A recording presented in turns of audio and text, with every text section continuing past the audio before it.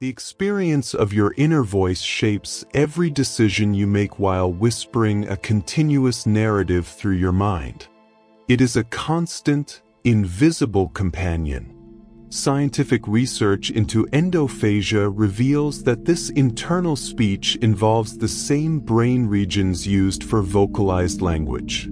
If you enjoy learning about the hidden architecture of the human mind, subscribing to this channel helps support these science-focused sessions for bedtime listening. As you process this sentence, you might notice a silent vocalization echoing within the private space of your thoughts, a phenomenon known formally as inner speech. This internal monologue is not a universal human experience, but exists on a broad neurological spectrum. While some people live with a constant, vivid narrator that provides a running commentary on their lives, others experience a quiet mind, processing information through abstract symbols or nonverbal patterns. This total absence of an internal monologue, a state explored in several significant 2025 cognitive studies, is referred to as anauralia. The biological basis for this silent conversation is found in the activation of Broca's area and Wernicke's area, the primary neural circuits responsible for producing and understanding spoken words. When you talk to yourself in your head, the brain often sends a signal known as an efference copy to the auditory cortex, which essentially predicts the sound and impact of your own voice before it is even perceived internally. This predictive mechanism is the biological reason why you cannot surprise yourself with your own thoughts in the same way an external sound might startle you. Psychologically, this inner voice functions as a primary component of the phonological loop, a core element of working memory that allows for the temporary storage of verbal information. Beyond simple memory, it acts as a critical tool for self-reflection, planning, and emotional regulation. By analyzing subvocalization, which refers to micromovements in the larynx during silent thought, researchers have demonstrated that our bodies often physically mirror the words we are only thinking. This connection between the mind and the muscles illustrates that the inner voice is a deeply embodied process rather than a purely ethereal one. Understanding how this internal dialogue fluctuates between being a supportive ally and a distracting foe is essential to mastering our decision-making processes. These silent words are the very foundation of our conscious identity. Russell Hurlburt, a leading researcher in the field of descriptive experience sampling, spent decades using random beepers to interrupt people during their daily lives to capture the exact nature of their thoughts.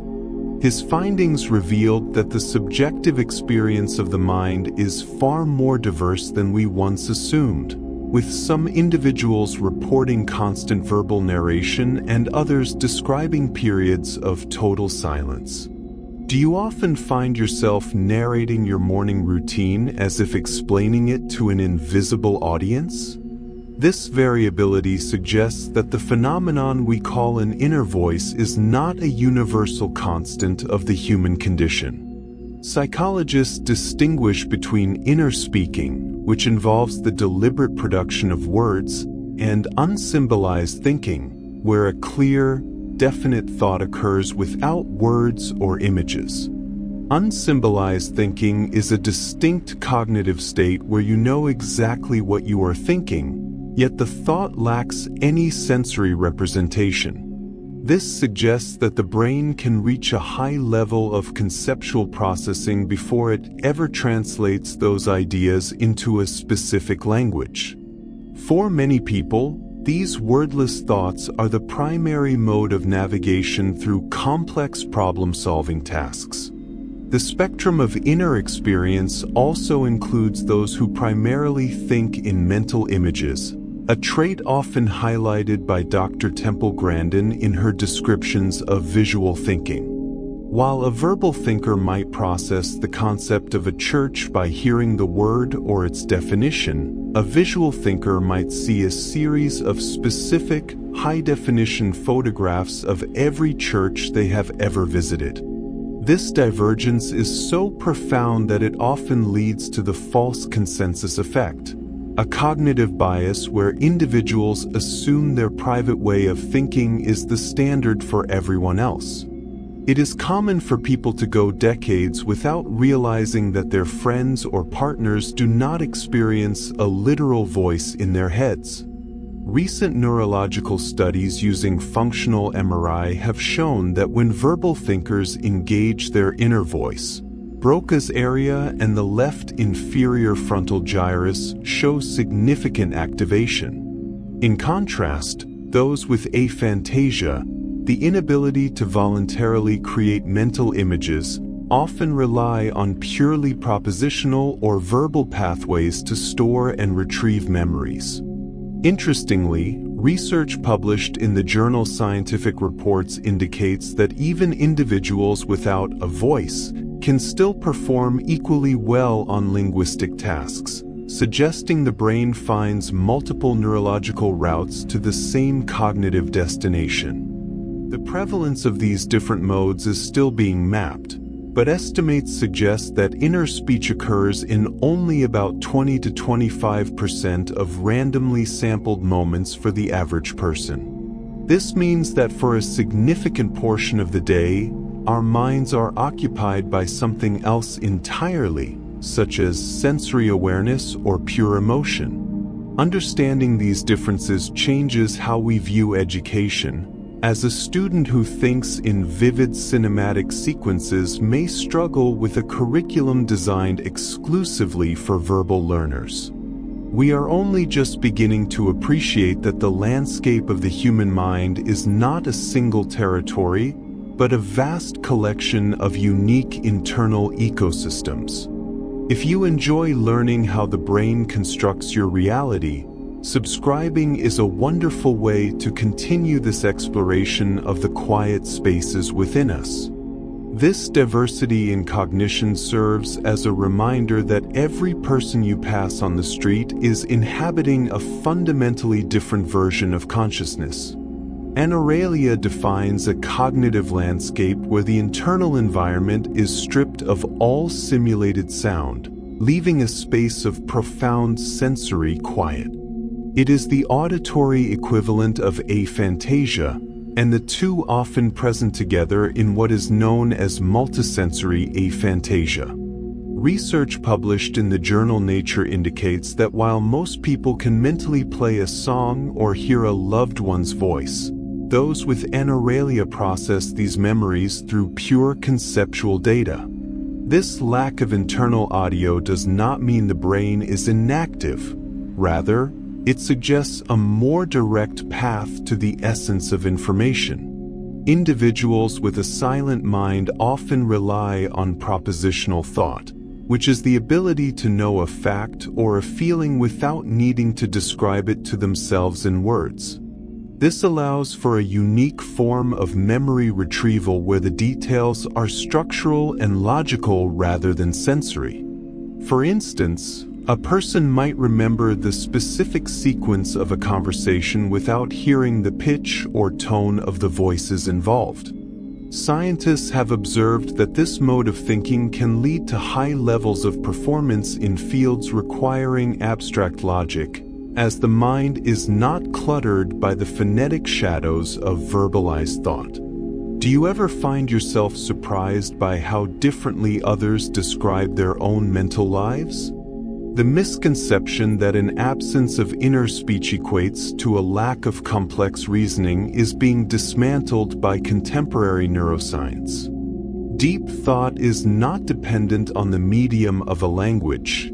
It is an emergent property of neural networking. People with anauralia describe their internal process as knowing rather than saying, a state of immediate comprehension that bypasses the linear constraints of narration. This efficiency can be particularly useful in high-stress situations where rapid decision-making is required without the interference of a panicked inner voice. Even the earworm phenomenon, where a song gets stuck in the head, manifests differently for those with a silent mind. Instead of an auditory playback, it is experienced as a conceptual loop or a rhythmic urge, proving that the brain's reward centers for music are independent of the auditory cortex's imagery. Studies from the early 2020s suggest that this diversity in thought might be hereditary, though environmental factors in early development are still being investigated. Every silent mind is a testament to the brain's incredible plasticity and its ability to construct a rich, functional reality without the need for a sensory echo. If you enjoy discovering the hidden mechanics of human perception, subscribing is an excellent way to support our exploration of the mind. The relationship between anaralia and reading comprehension is particularly fascinating to educational psychologists. While verbal thinkers might hear a narrator in their head as they read, silent thinkers often process text as a series of integrated concepts that form a mental map. This can lead to a faster reading pace, as the brain is not limited by the speed of simulated vocalization. It challenges the traditional view of the phonological loop as the primary driver of working memory. Instead, it suggests that the human brain can encode and manipulate complex symbols through multiple, independent pathways. Recent fMRI studies have shown that the prefrontal cortex, which handles high-level decision-making, remains equally active in both verbal and silent thinkers. This confirms that the presence of a voice is simply a secondary sensory layer rather than the engine of cognition itself. Understanding anaralia helps us realize that the internal experience of being human is far more varied than we once assumed. Sharing these insights is a wonderful way to broaden our collective understanding of the human experience. Learning about the silent mind reminds us that clarity does not always require a voice. The roots of this silent dialogue are often traced back to the influential work of Lev Vygotsky, a psychologist who viewed language as a social bridge before it became an internal tool. He proposed that the inner voice is not an innate feature we are born with, but rather the result of a profound developmental transition from the external world to the internal mind. In early childhood, language serves primarily as a means of seeking help or sharing observations with others. Eventually, children begin to use this same language to guide their own actions, often speaking their thoughts aloud while playing or solving puzzles. Have you ever noticed a child narrating their every move as they build a tower of blocks or color within the lines? This audible self-talk, known as private speech, serves as a critical bridge between social communication and private thought. While it might look like a simple lack of inhibition, Vygotsky identified it as a sophisticated method of self-regulation.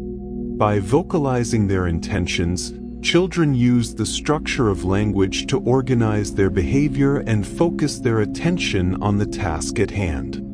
This stage of development typically peaks between the ages of 3 and 7, providing a window into how the mind learns to govern itself. This perspective stood in direct opposition to the theories of Jean Piaget, who categorized this behavior as egocentric speech. Piaget believed that children talked to themselves because they were cognitively unable to recognize the perspectives of others. To him, the disappearance of audible self-talk represented a move towards social maturity and away from a self-centered world. Vygotsky, however, argued that the speech did not disappear because the child became less egocentric. It vanished because it became more efficient. It moved inward, transforming into the silent, condensed, and often fragmented stream of consciousness we experience as adults. From an evolutionary standpoint, the ability to internalize speech likely provided our ancestors with a significant survival advantage. Before language went silent, coordinating complex tasks required constant vocalization, which could alert predators or competitors to a group's location. The internalization of these instructions allowed for covert planning and the simulation of future scenarios without making a single sound. This offline cognitive processing meant that early humans could rehearse a hunt or a migration route in the safety of their own minds, weighing risks and rewards before taking action. The evolution of the inner voice is also deeply linked to the development of human cooperation. To work together effectively, individuals must be able to anticipate the needs and reactions of their peers. Inner speech allows us to run internal dialogues where we play both parts of a conversation, testing out social strategies before we ever open our mouths. This mental scaffolding supports the high levels of social complexity that define the human species, turning language from a simple signaling system into a powerful engine for cultural evolution. Even today, when we face a particularly difficult challenge, many of us revert to speaking out loud to ourselves. This Vygotskian return to audible private speech helps us regain focus when our internal resources are stretched thin. It suggests that our inner voice remains, at its core, a tool for navigation, a way for the mind to use the logic of language to steer through the complexities of physical and social reality. These moments of audible reflection remind us that our internal thoughts are often just a quieted version of the conversations we have with the world. Children provide a transparent window into this evolution, beginning around age 3 when they start engaging in what psychologists call private speech. If you have ever watched a toddler building a house of cards or sorting colorful stones, you might have heard them whispering to themselves about which piece goes where or why a certain choice fits the pattern. This is far from aimless chatter. It is the visible scaffolding of the developing human mind. At this stage, the child uses the physical vibrations of sound to regulate their own behavior and focus their wandering attention. They are essentially acting as their own mentor, providing the same external cues they once received from caregivers to guide their small hands. As a child approaches the age of 5 or 6, this vocalization begins to change in character and frequency. It becomes noticeably quieter, shifting from loud, declarative sentences to muffled whispers and eventually to silent lip movements known as subvocalization. This process of internalization signifies a profound neurological shift where the brain no longer requires the physical mechanical act of speaking to process complex logic. By the time a child reaches 7, their outer speech has largely separated from their inner speech. Can you remember a time in your own childhood when you first realized you could think a thought without saying it out loud? This transition marks the point where the inner voice goes underground, becoming a private sanctuary for planning and reflection. Once speech moves inside, it undergoes a fascinating structural transformation known as abbreviated syntax. Because we are talking to ourselves, we do not need the formal grammar or polite structures required for social communication. We do not need to define subjects or use elaborate descriptors because the listener already knows the context perfectly. Researcher Lev Vygotsky noted that inner speech is often predicative, meaning it focuses almost entirely on the action or the new information rather than the who or the what. It becomes a dense, shorthand version of language, moving at speeds much faster than vocalized words could ever achieve. This compression allows the brain to handle multiple streams of information simultaneously without the bottleneck of physical articulation. The advantages of this internalized dialogue are supported by extensive longitudinal studies in developmental psychology. Children who engage in high levels of task-relevant private speech during difficult puzzles tend to perform better and show higher levels of executive function as they grow. This internal feedback loop enhances working memory and provides a vital tool for emotional regulation, allowing the individual to talk themselves through frustration or fear. It serves as a mental rehearsal space where various outcomes can be tested safely before any action is taken in the physical world. This silent machinery of the mind is why humans can navigate environments of extreme complexity using the logic of language as a persistent, private compass. Over time, these private instructions merge with our sense of self, forming the continuous narrative of our lives. The architecture of this internal narrative rests upon a physical bridge connecting the brain's language centers to the muscles of the larynx and the tongue. When you think in words, the motor cortex does not remain idle. It actively prepares the body to speak, even if the command to vocalize is never fully executed. This phenomenon, known as subvocalization, suggests that our thoughts are not purely abstract or confined to the folds of the gray matter. Instead, they are deeply embodied processes. Neuroscientists have mapped the pathways from Broca's area directly to the laryngeal nerves, revealing that the same neural circuits used for audible speech are recruited during silent contemplation. Electromyography studies have provided the empirical evidence for this hidden dialogue by detecting microscopic electrical impulses in the throat and tongue during periods of total silence. Even when a person is merely reading a book or solving a mental puzzle, these sensors capture rhythmic muscular contractions that mirror the phonetic structure of the words being processed. These micromovements are often so subtle they are invisible to the naked eye, yet they represent a continuous ghost of speech. Researchers using high-sensitivity electromyography at institutions like NASA have even demonstrated that these signals can be translated into text by specialized algorithms, effectively reading the mind by monitoring the body. Do you ever notice the faint sensation of your tongue shifting or your throat tightening when you read a particularly complex or emotional sentence? Because this link is so fundamental to how we process language, it is virtually impossible for most people to eliminate subvocalization entirely. While certain speed reading techniques often attempt to bypass the inner voice to increase information intake, neurophysiological data suggests that complete suppression is a biological rarity. The brain seems to require this motor feedback to maintain the integrity of complex thought. Without the subvocal loop, our comprehension of nuanced syntax and abstract logic often begins to degrade, as the mind loses its primary tool for rehearsing and stabilizing meaning.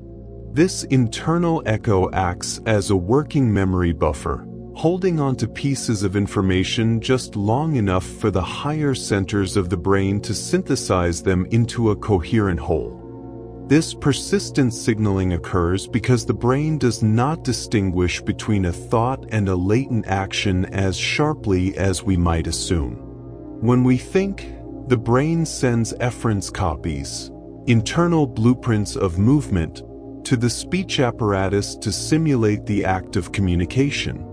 This simulation serves as a predictive model, allowing the mind to hear the outcome of a sentence before it is ever spoken aloud. By treating thought as a motor behavior, the The human brain ensures that our internal logic remains structured and grounded in the physical reality of language. This constant state of readiness explains why the muscles of the throat remain active throughout our waking hours, tirelessly mirroring the silent currents of the mind. Even in sleep, these pathways can remain active, highlighting the inextricable link between our physical form and our most private mental experiences. This neurological feedback loop relies on a mechanism known as corollary discharge, a concept first solidified in the mid-20th century by physiologists like Roger Sperry. Whenever the motor cortex sends a signal to move a muscle, it simultaneously sends a duplicate signal, an efference copy, to the sensory processing regions of the brain. This copy acts as a sophisticated internal alert, notifying the brain of the sensations it should expect to feel as a direct result of its own actions. It is the primary reason you cannot tickle yourself, as the cerebellum uses this efference copy to predict the tactile sensation on your skin and preemptively dampen the response. Because the brain knows exactly where the fingers are moving and the pressure they will apply, it filters out the surprise that would otherwise trigger a reflexive laugh. This sensory attenuation is not limited to touch. It is deeply embedded in how we process sound and our own internal monologue. When you speak aloud, your brain uses corollary discharge to distinguish your own voice from the voices of others, effectively lowering the sensitivity of your auditory cortex to your own speech. Research published in journals like Nature Communications has demonstrated that this dampening effect allows us to remain more alert to external sounds while we are talking, ensuring that our own volume doesn't mask potential environmental cues.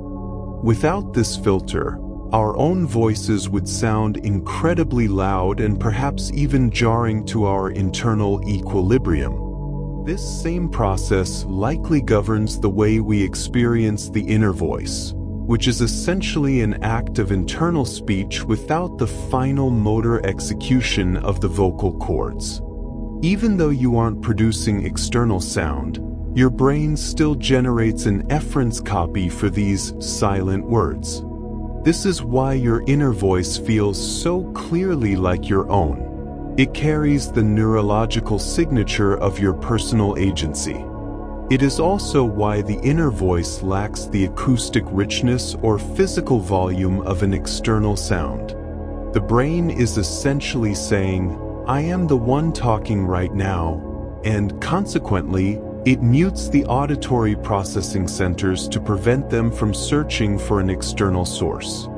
During periods of intense internal thought, the auditory cortex shows significant suppression, a phenomenon that helps maintain the boundary between what is real and what is imagined. Studies using functional MRI have shown that when people imagine hearing a sound versus actually hearing one, the primary auditory cortex remains much quieter during the imagined scenario. This dampening is a protective measure of the psyche, allowing for a focused internal workspace where ideas can be rehearsed without the sensory system becoming overwhelmed. Do you ever notice how your inner voice seems to have a specific cadence or rhythm that mirrors your actual speech patterns? Interestingly, when this corollary discharge mechanism malfunctions, the results can be profound for an individual's perception of reality. In some neurological conditions, the brain may fail to recognize its own internal thoughts as self-generated, leading to the experience of auditory hallucinations. If the efference copy is missing or distorted, a person may perceive their own inner monologue as an external voice or an intruder in their mind. This highlights the vital role that these silent neural signals play in defining the self and maintaining the wall between our private mental architecture and the outside world. Beyond just identifying the source of a sound, This system helps the brain maintain a stable perception of the world during movement. As your eyes dart across a room, the brain uses corollary discharge to tell the visual cortex that the world isn't actually moving. Instead, it is the eyes that are shifting. This allows for a fluid, continuous visual experience rather than a series of disjointed, shaky images. In the same way, the inner voice remains a steady, predictable presence because the brain is constantly acknowledging its own authorship of every thought. These relaxing facts about the brain's internal monitoring systems reveal a world of hidden communication happening beneath the surface of every conscious thought. The relationship between the motor cortex and the sensory systems ensures that we are never truly surprised by our own mental or physical output. It is a system built on prediction and verification, where the brain is always one step ahead of the body's actions. By constantly comparing what we intended to do with what we actually felt or heard, the brain creates a cohesive narrative of existence. This science for sleep allows us to appreciate the quiet complexity of the mind as it manages the delicate balance between internal reflection and external awareness. Through this lens, the inner voice is not just a stream of words, but a sophisticated byproduct of a brain that is expertly tuned to its own frequency.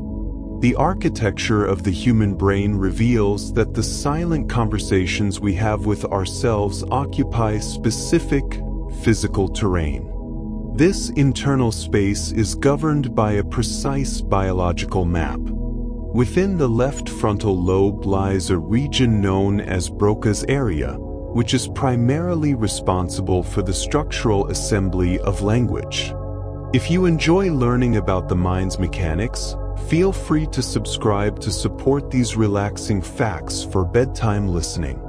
While Broca's area builds the syntax of our thoughts, Wernicke's area, located in the posterior temporal lobe, serves as the center for language comprehension and meaning. These two regions do not operate in isolation but are connected by a dense bundle of nerve fibers called the arcuate fasciculus. This neural bridge allows the brain to transmit information rapidly between the generative centers and the interpretive centers. When you think of a word, Broca's area formulates the plan for that word, while the arcuate fasciculus carries that plan toward Wernicke's area to ensure it aligns with your intended meaning. This loop is so efficient that our inner monologue often feels instantaneous and seamless. Functional magnetic resonance imaging, or fMRI, has provided remarkable insights into how this system functions during silent thought. Studies published in journals like Nature Neuroscience have demonstrated that when a person speaks silently to themselves, the brain's activation patterns nearly mirror those of speaking aloud. The primary difference lies in the intensity of the signal rather than the location of the activity. This phenomenon, often called subvocalization, involves micro-movements in the laryngeal muscles even when no sound is produced. Have you ever noticed a slight tension in your throat when you are thinking deeply or reading a complex sentence? The brain must also distinguish between an internal voice and an external one to maintain our sense of reality. This is achieved through a process known as corollary discharge, where the motor system sends a copy of its instructions to the sensory system. When Broca's area generates a thought, it simultaneously sends a warning to the auditory cortex, telling it to expect a self-generated sound. This signal suppresses the auditory cortex's response, which is why your inner voice does not startle you the way a stranger's voice might. Research using magnetoencephalography suggests that the timing of this suppression is incredibly precise, occurring milliseconds before the internal word is even heard by the mind's ear. This distinction between generating and monitoring is a hallmark of a healthy neural architecture. The prefrontal cortex acts as the executive controller in this process, deciding which thoughts require focused attention and which can remain in the background. It serves as the conductor of the linguistic orchestra, balancing the output from the generative regions with the feedback from the monitoring regions. The left hemisphere is typically dominant for these language tasks in about 95% of right-handed individuals. However, the right hemisphere is not entirely silent. It contributes the prosody, or the emotional tone and rhythm, to our internal monologue. This allows your inner voice to sound sarcastic, joyful, or stern, even without an acoustic vibration. The planum temporale, situated deep within the temporal lobe, also plays a role in processing these internal sounds, acting as a relay station for complex auditory information. By mapping these specific regions, neuroscientists have found that the inner voice is a highly integrated multisensory experience. It involves the motor cortex for planning, the temporal lobes for hearing, and the frontal lobes for the logic behind the speech. This intricate web of neurons ensures that our private reflections remain organized and coherent. Every silent word you hear is the result of millions of neurons firing in a coordinated sequence across the specialized geography of your brain. Central to this internal theater is a large-scale brain network known as the default mode network, or DMN. It acts as the brain's background operating system, coming online precisely when you stop focusing on a specific external task. Think of it as a subterranean stream that begins to flow the moment your attention drifts away from the screen or the conversation in front of you. This system involves the medial prefrontal cortex, the posterior cingulate cortex, and the angular gyrus, forming a functional circuit that researchers have spent decades mapping to understand why the mind never truly stays quiet. When the DMN is active, your thoughts naturally turn inward toward the self. This is the physiological seat of your autobiographical memory and your sense of identity. It is here that the inner voice constructs the narrative of who you are by stitching together fragments of the past and projections of the future. Neuroscientists have observed that a highly active DMN often correlates with increased self-referential internal chatter, sometimes leading to the ruminative loops we experience during periods of stress. It is a persistent storyteller that rarely stays silent for long, even when we are trying to rest. One of the most counterintuitive findings in modern neuroscience is the sheer amount of energy this resting state consumes. We often assume that concentrating on a complex problem burns more fuel, yet the brain's metabolic rate remains remarkably constant regardless of the difficulty of the task. Research published in journals like Nature and highlighted by Dr. Marcus Raichle famously explored what is called the brain's dark energy. While a difficult mathematical task might only increase the brain's energy consumption by less than 5%, the default mode network continues to drain roughly 20% of your body's total oxygen and glucose while you are simply daydreaming. Do you find that your mind wanders more frequently during the quiet hours of the late evening? This energy isn't wasted. It is used to power a sophisticated mental simulator. The DMN allows us to perform what researchers call mental time travel, envisioning scenarios that haven't happened or replaying those that have to find better outcomes. It is the primary engine of social cognition, helping us guess what others might be thinking or feeling in hypothetical situations.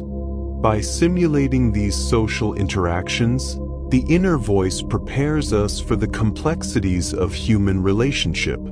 This constant state of readiness is why the mind feels so busy even when the body is perfectly still. In the absence of a demanding goal, the DMN defaults to a state of wandering as its primary mode of operation.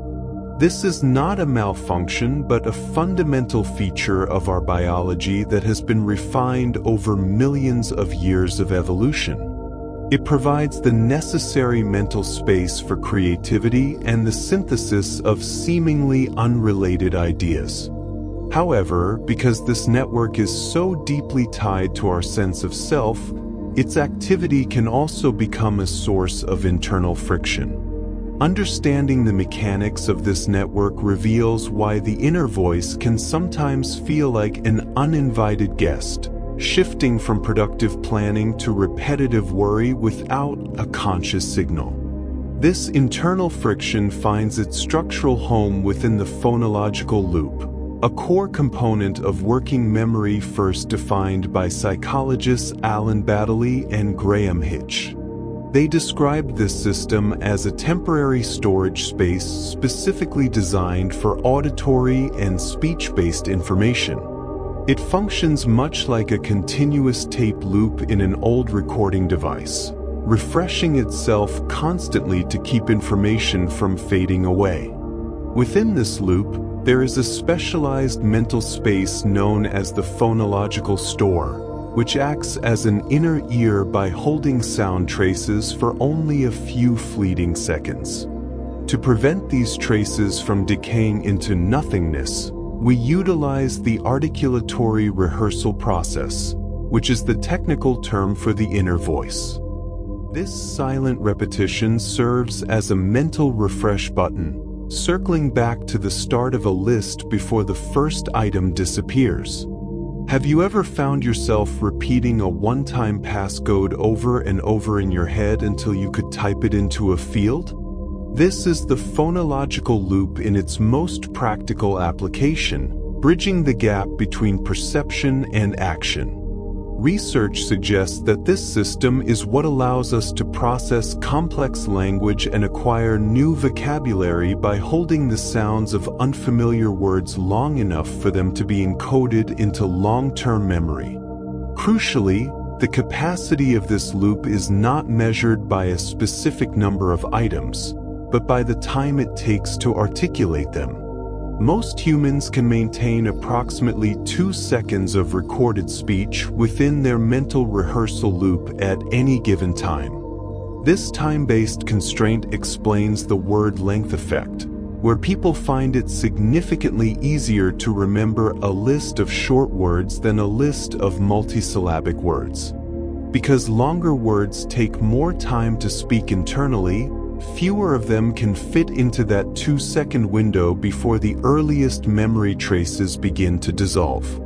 This limitation is a fundamental aspect of human cognition, ensuring that our immediate focus remains narrow and manageable for the brain to process. This delicate balance of internal repetition is easily disrupted by a phenomenon known as the articulatory suppression effect. If you are asked to remember a list of words while simultaneously repeating a simple, unrelated word like the or apple out loud, your ability to recall the list drops dramatically. By occupying the articulatory rehearsal process with a repetitive task, you prevent the inner voice from refreshing the information stored in the phonological store. This interference demonstrates that the inner voice is a finite resource and a single channel that cannot easily perform 2 speech-based tasks at once. The loop also plays a vital role in reading comprehension, as it helps us hold the sounds of words in our mind long enough to synthesize them into meaningful sentences. While this system is essential for daily functioning, its mechanical nature means it can also trap us in cycles of repetitive thought. Because the loop is naturally designed to repeat what it receives, it can inadvertently sustain stressful phrases or worries, treating them with the same priority as a phone number. These relaxing facts about the brain help us understand how we might navigate the constant stream of our own internal dialogue. The process of silent reading is rarely truly silent within the sophisticated architecture of the mind.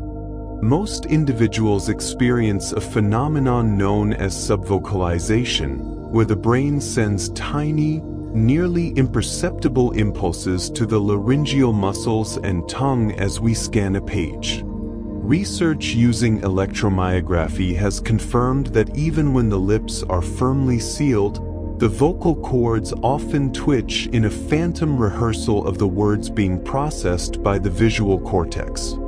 This internal echo serves as a critical bridge for reading comprehension, allowing the brain to hold information in the phonological loop just long enough to extract complex syntactic meaning. For children first encountering literacy, this inner narration is the primary tool for decoding phonemes, and as we mature, it evolves into a sophisticated mechanism for deep focus.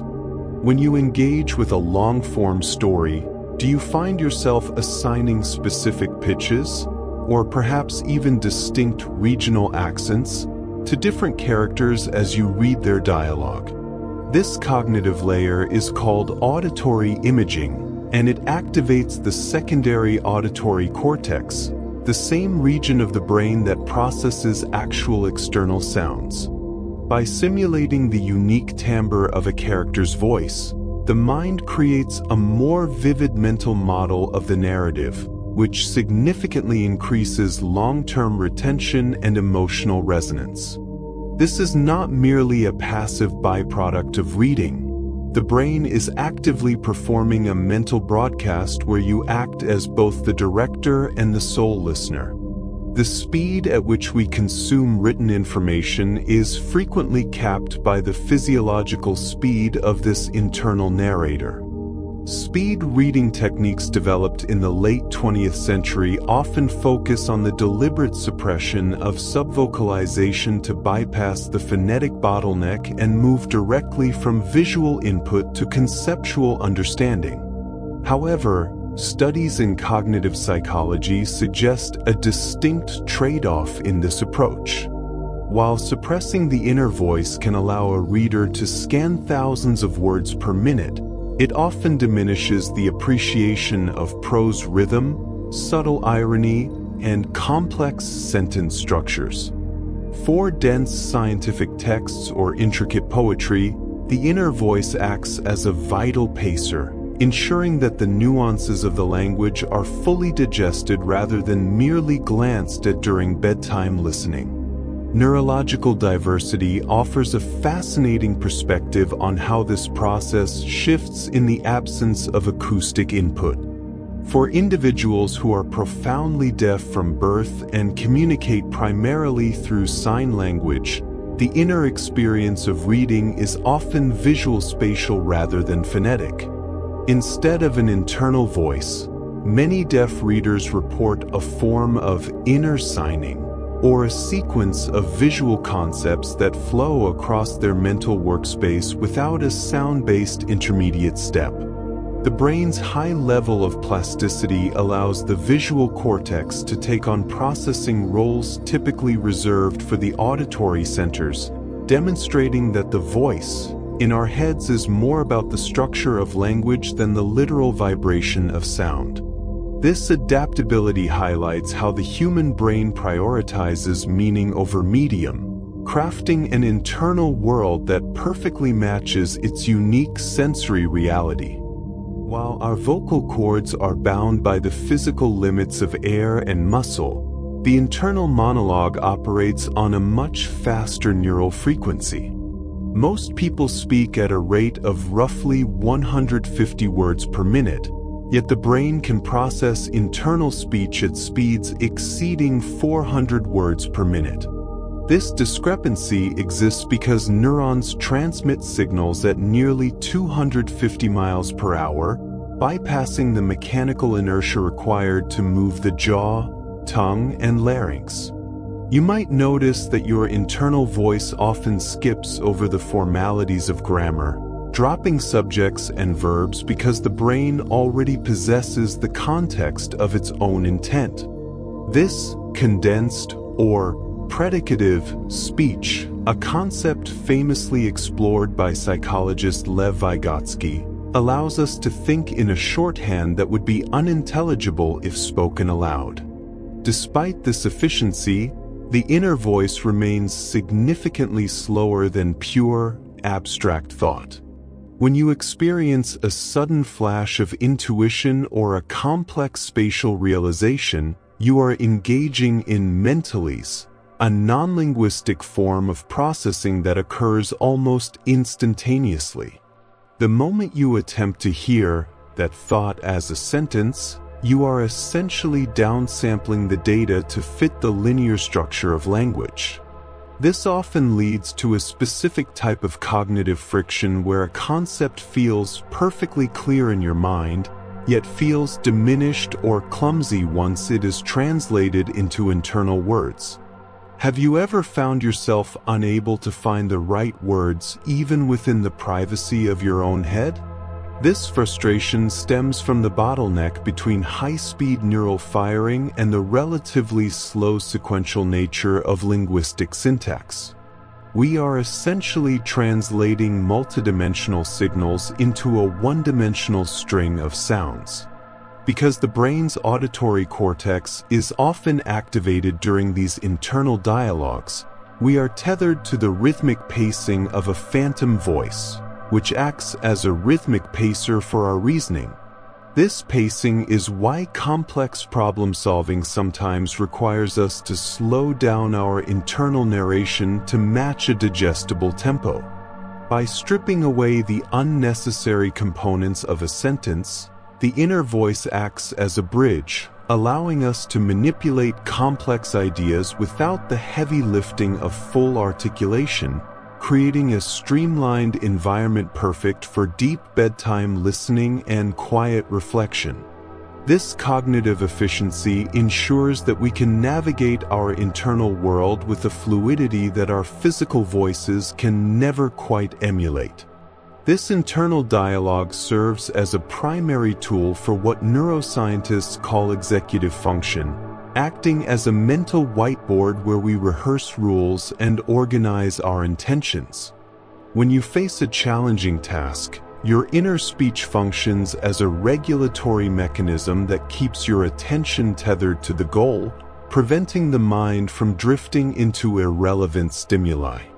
It acts as a silent coach, breaking down complex sequences into manageable steps that the working memory can process without becoming overwhelmed. In laboratory settings, researchers use the stop signal task to measure how effectively an individual can cancel an initiated motor response. Studies have shown that when participants are prevented from using their inner voice, often through a process called articulatory suppression, like repeating a nonsense word out loud, their ability to inhibit impulsive actions significantly declines. This suggests that we literally talk ourselves out of bad decisions, using silent commands to pull the emergency brake on our physical impulses before they manifest as action. The inner voice expands the crucial window between a stimulus and your response, transforming a knee-jerk reaction into a deliberate choice by labeling the temptation you are experiencing. By articulating a feeling internally, such as acknowledging, "I am feeling frustrated right now," you activate the prefrontal cortex, which in turn dampens the activity of the amygdala. This linguistic labeling is a cornerstone of emotional regulation, allowing the rational mind to override the primitive drive for immediate gratification. Have you ever noticed how your internal commentary changes when you are trying to resist a specific craving or habit? This shift in narration is a hallmark of the brain's inhibitory system at work. This regulatory system is remarkably fragile and highly dependent on our limited pool of metabolic resources. When we are cognitively exhausted or sleep-deprived, the inner voice is often the first system to falter, becoming quieter, more disorganized, or more repetitive. This breakdown in internal narration explains why we are more likely to succumb to cravings or lose our temper late at night. The governor of the mind has effectively gone off duty. The phenomenon of ego depletion, while debated in its exact mechanics, highlights a clear correlation between mental fatigue and the silencing of our self-corrective inner speech. When the brain's energy reserves are low, the effort required to maintain a constructive internal monologue becomes too high, and we revert to more primal, impulsive patterns of behavior. This is why many successful behavioral interventions focus on strengthening the clarity and consistency of this internal guidance system. Neuroimaging reveals that during moments of high-pressure decision-making, the connectivity between the language centers and the motor cortex intensifies. This high-speed communication allows the inner voice to vet our potential actions in real time, simulating the consequences of an act before the body ever moves. By using language as a surrogate for action, we can fail in our minds many times over, learning from those hypothetical mistakes without suffering the real-world costs of an impulsive error. This internal simulation is what allows humans to plan for a distant future, overriding the biological mandate to seek comfort in the immediate present. Our ability to regulate our lives is, in many ways, an ongoing conversation between the person we are and the person we intend to become. The internal conversation often splits into two distinct categories: motivational and instructional.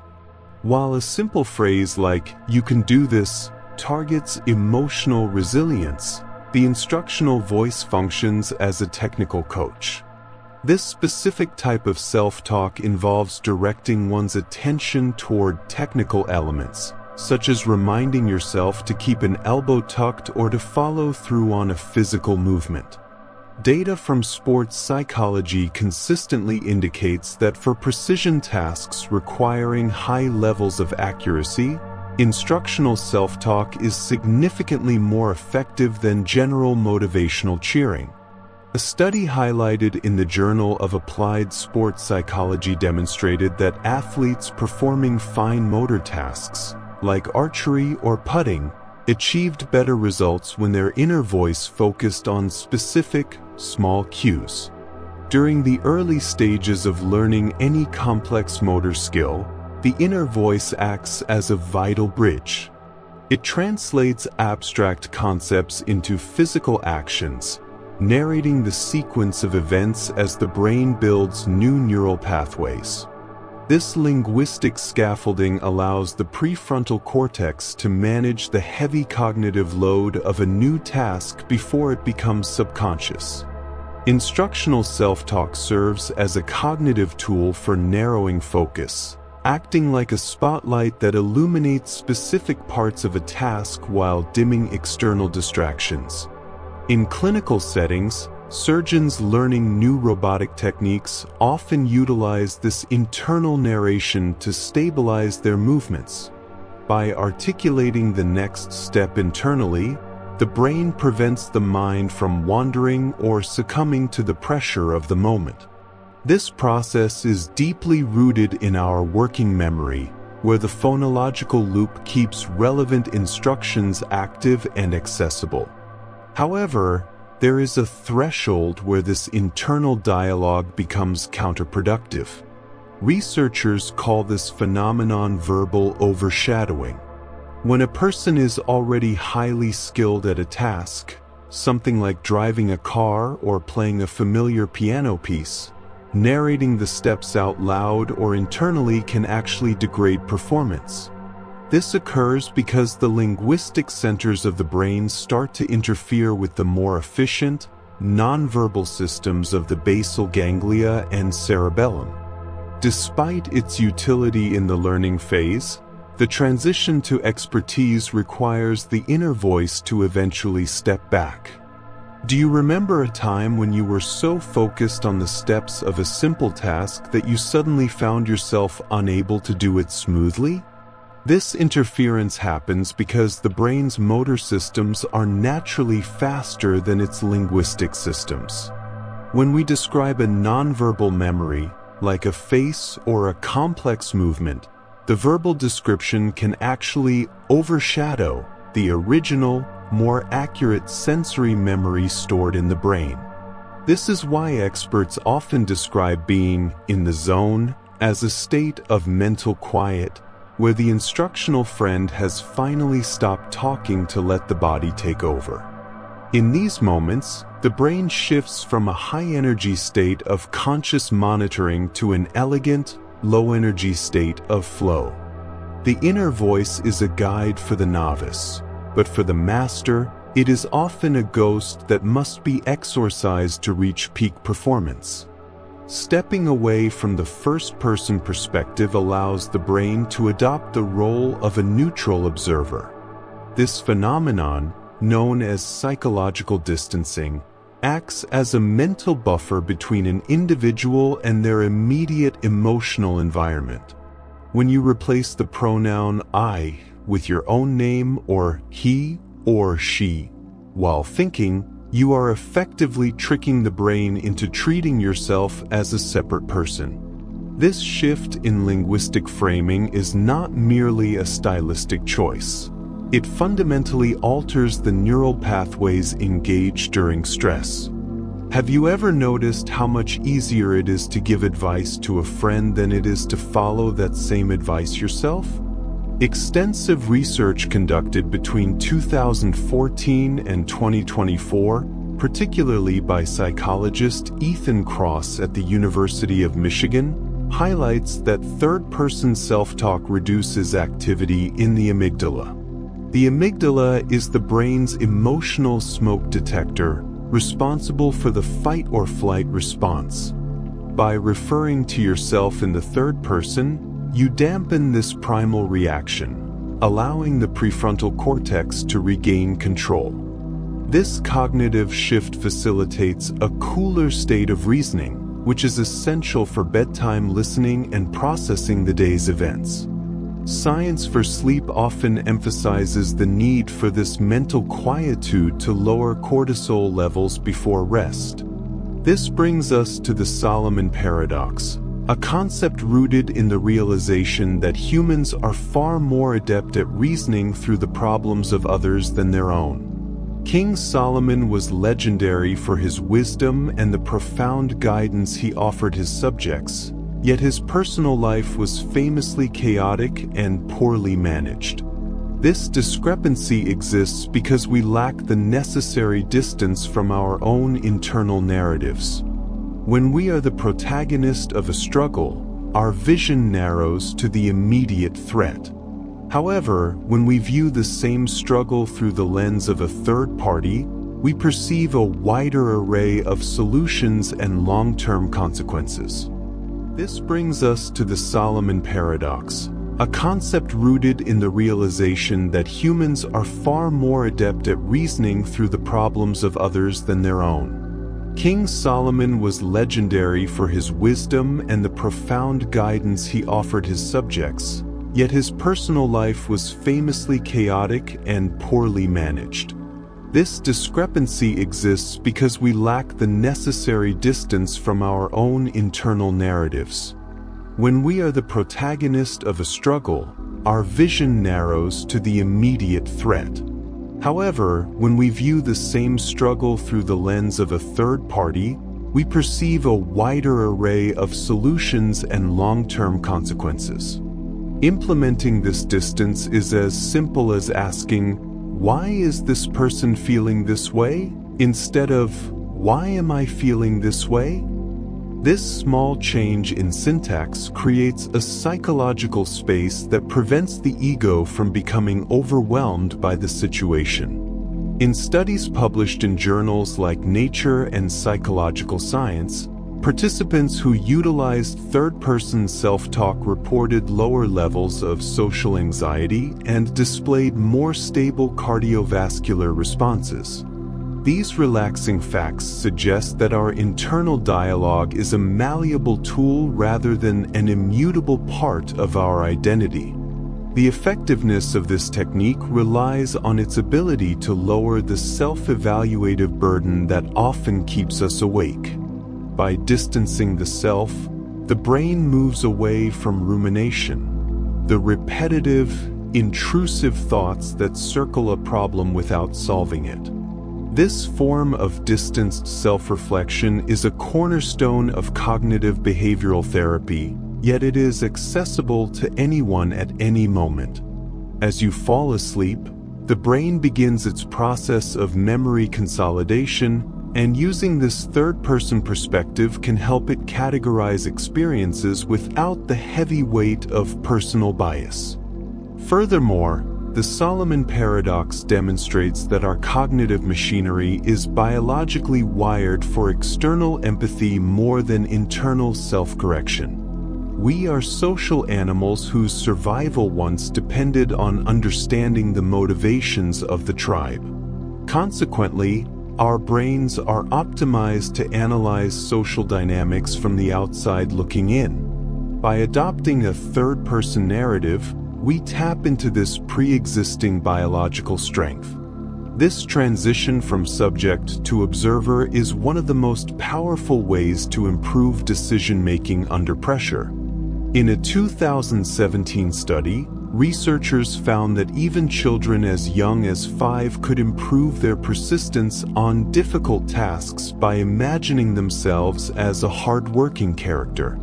This is a variation of psychological distancing, proving that even a fictional third-person perspective can enhance executive function. Whether through a pseudonym or simply our own names, the way we address our inner selves dictates the quality of our logic. Science for Sleep provides the evidence that how we speak to ourselves in the dark determines the clarity of our dawn. This internal storyteller functions as a psychological bridge between our past experiences and our future intentions. Research in developmental psychology suggests that we do not simply possess a self, but rather, we author a self through the constant stream of our inner dialogue. This concept, known as narrative identity, is the internalized and evolving story of the self that provides life with some degree of unity and purpose. By the time we reach late adolescence, the brain begins synthesizing disparate memories, the smell of a specific rain, a childhood rejection, or a professional victory, into a singular, cohesive biography. This synthesis is not a passive filing system but an active creative process. The storyteller within uses a specific linguistic architecture to maintain this continuity over decades of biological change. It filters out the millions of mundane sensory inputs we encounter daily, selecting only the fragments that reinforce our current understanding of who we are.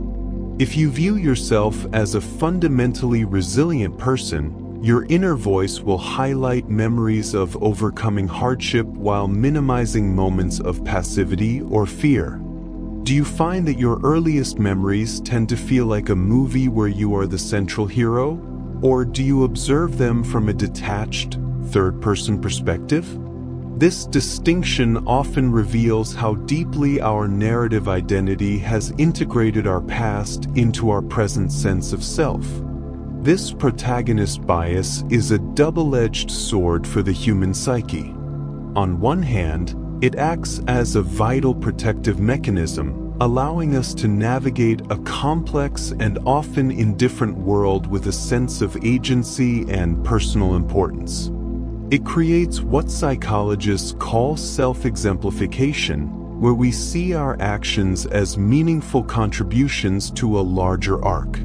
On the other hand, this bias can distort reality. We often fall prey to the fundamental attribution error, where we judge our own mistakes as results of bad luck or specific circumstances, while judging the mistakes of others as inherent flaws in their character. This bias ensures the hero of the story, the self, remains relatable and justified in their own mind. Neurologically, this narrative process relies on the extreme malleability of the human memory system. Every time we recall an event, the brain enters a state of reconsolidation. During this window, the memory is physically unstable and can be updated with new information or filtered through our current emotional state before being stored again. If our current inner narrative is one of cynicism, we may inadvertently rewrite a neutral past event to seem more negative. This reconstruction ensures that the story always makes sense to the present version of ourselves, even if it sacrifices objective historical accuracy for the sake of internal consistency. The efficiency of this system is remarkable. The default mode network, which is highly active during daydreaming and self-reflection, works tirelessly to ensure that the individual who woke up this morning is the same individual who existed 10 years ago. This continuity is essential for long-term planning and social cooperation. Without the storyteller, our lives would be a chaotic series of disconnected snapshots. Instead, the inner voice provides the narrative glue, turning a collection of biological data into a human life.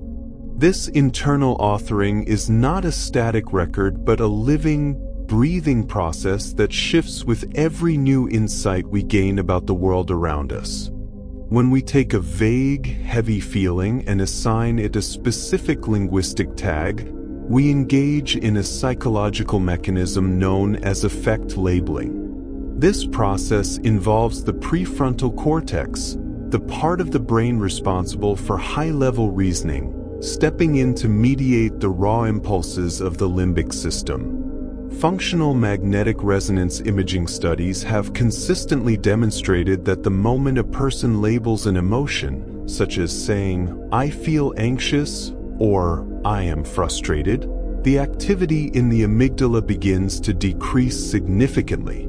The amygdala functions as the brain's alarm system, scanning for threats and triggering the physiological fight or flight response.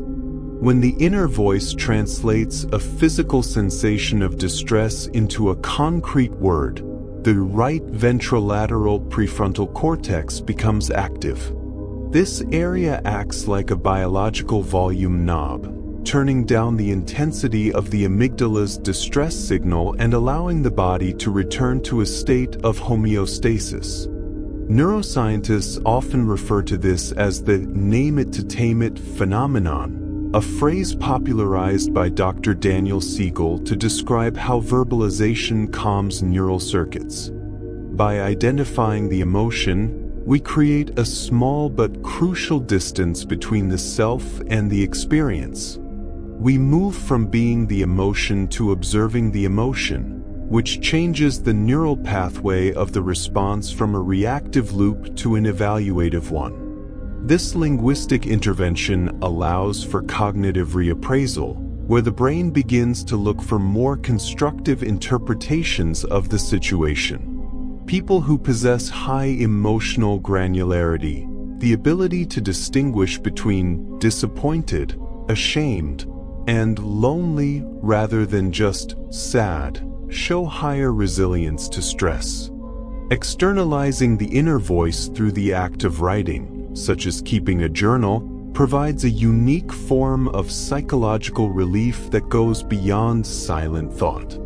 The physical act of translating abstract internal sensations into sequential, written symbols forces the brain to organize chaotic information into a structured narrative. Research pioneered by Dr. James Pennebaker suggests that writing about emotional experiences can even improve immune system function by reducing the chronic physiological load associated with unexpressed feelings. Do you find that some of your deepest feelings seem to exist entirely outside the reach of the words you currently know? This brings us to the inherent limitations of language, as human emotion is often far more nuanced and layered than any standard vocabulary can fully capture. There are states of being that remain ineffable, a term describing experiences so complex or vast that they cannot be contained by speech. Many cultures have developed specific words for emotions that other languages lack, such as the Portuguese saudade, which describes a deep longing for something or someone that may never return. When we lack a specific word for a feeling, the brain may struggle longer to regulate that state because it lacks a precise handle for the prefrontal cortex to grasp. The inner voice is therefore both a bridge and a barrier, attempting to map the boundless landscape of human feeling with a limited set of linguistic tools. The inner voice functions as a sophisticated filing clerk during the initial encoding of episodic memories.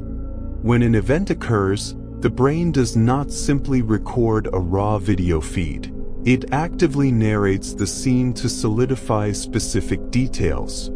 This process, often referred to as elaborative rehearsal, involves the phonological loop, a component of working memory that keeps information active through silent repetition. By translating visual and sensory inputs into a coherent internal monologue, the brain bridges the gap between fleeting perception and long-term storage in the hippocampus. We often tag these experiences with specific verbal descriptors that act as hooks for later retrieval. A sunset is rarely just a gradient of light. The internal voice labels it as vibrant or menacing, and these linguistic anchors determine how the memory is indexed. Research published in the journal Nature Neuroscience suggests that these verbal labels significantly influence the ability to recall nuanced details later on. Without this linguistic scaffolding, the richness of the past might remain an inaccessible blur of shapes and colors. Can you remember a specific moment from your childhood that feels more like a story you were told than a scene you actually witnessed? This reliance on language for memory explains the phenomenon known as infantile amnesia, the common inability of adults to recall events from before age 3. Before a child develops a robust internal narrative, their experiences lack the conceptual structure required for long-term preservation. Neuroscientific consensus indicates that as language centers in the left hemisphere mature, they provide the necessary framework for autobiographical memory. The birth of the inner voice essentially marks the birth of a permanent, retrievable history, allowing individuals to weave separate moments into a continuous sense of self. Every time an event is recounted internally, it is not merely a playback of a recording but an engagement in reconsolidation. This process makes the memory trace malleable, allowing the inner voice to smooth over inconsistencies or emphasize certain emotions. Over time, the internal retelling can subtly shift the facts, replacing the original sensory data with the narrative that has been constructed. The story told internally eventually becomes the truth remembered, illustrating the profound power of silent dialogue to reshape personal reality. This internal storytelling ensures that the past is never static, but is instead a living document that evolves alongside language. The narrative of the self is rarely a monologue of pure encouragement. It often involves a sharp, evaluative edge that psychologists call the inner critic. This specific manifestation of the internal voice operates as a high-frequency monitor of personal flaws, failures, and perceived social shortcomings. Rather than a simple byproduct of a bad mood, the inner critic represents a sophisticated, albeit often misaligned, cognitive function. It is the voice that amplifies the smallest error into a defining character trait, turning a momentary lapse in judgment into a permanent indictment of the self. This internal prosecutor is not interested in nuance. It seeks to maintain a rigid standard of perfection that is biologically impossible to achieve. This predisposition toward the negative is rooted deeply in the evolutionary history of the human species, a concept known as negativity bias. For our ancestors, the cost of a false positive, thinking a rustle in the grass was a predator when it was only wind, was merely a brief moment of unnecessary adrenaline. However, the cost of a false negative, thinking a predator was just the wind, was fatal. This survival pressure ensured that the human brain became an expert at detecting and obsessing over threats. In the modern world, where physical predators are rare, the brain has redirected this intense surveillance inward.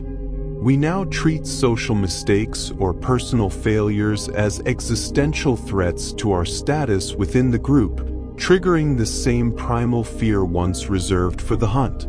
When the inner critic speaks, the brain does not distinguish between an external attack and an internal one. The amygdala, the brain's primary alarm system, reacts to harsh self-judgment by triggering the same physiological stress response used to escape a physical fire. Cortisol levels spike, the heart rate increases, and the digestive system slows down. This state of high arousal is designed for short-term survival, not long-term self-reflection or healthy growth. When we remain in this state due to a persistent inner critic, the prefrontal cortex, the part of the brain that manages complex thinking and emotional regulation, begins to lose its grip. Neuroscience identifies a clear boundary between constructive self-monitoring and maladaptive self-criticism. Functional criticism is localized and specific. It recognizes an error, analyzes the cause, and formulates a plan for correction. It utilizes the brain's executive functions to facilitate growth and is often referred to as the task-positive network in action. Maladaptive self-criticism, however, is global and punitive. It does not seek to fix a behavior but rather to punish the individual. This self-flagellation activates the brain's pain centers, specifically the anterior cingulate cortex, making psychological distress feel remarkably similar to physical injury. The persistence of this critic can lead to a state of chronic shame, which is neurologically distinct from guilt. While guilt is the feeling that one has done something bad, shame is the belief that one is bad at a fundamental level. Research indicates that chronic shame can lead to a decrease in the volume of the hippocampus, the region responsible for memory and learning. This suggests that a harsh inner critic doesn't just make us feel bad, it actively impairs our ability to process new information and adapt to our environment. Do you remember a time when a small mistake felt like a catastrophic failure because of how you spoke to yourself afterward? Understanding that this voice is an overactive survival mechanism can be the first step in recalibrating it. By recognizing the difference between a helpful warning and a neurological glitch, we begin to regain control over the internal narrative. The goal is to shift its function from a prosecutor to a coach, transforming the foe back into an ally. Clinical rumination is defined by psychologists as a repetitive, passive focus on one's symptoms of distress and the causes and consequences of those symptoms, rather than on active solutions. Unlike constructive problem solving, which moves linearly toward a resolution, rumination is inherently circular, recycling the same distressing data without generating new insights or actionable steps. Research published in journals like Nature Communications has shown that this state often involves a hyperactive default mode network, where the brain remains locked in self-referential thought. This isn't a lack of willpower, it is a specific cognitive pattern where the mind becomes a closed system, unable to process the external world effectively.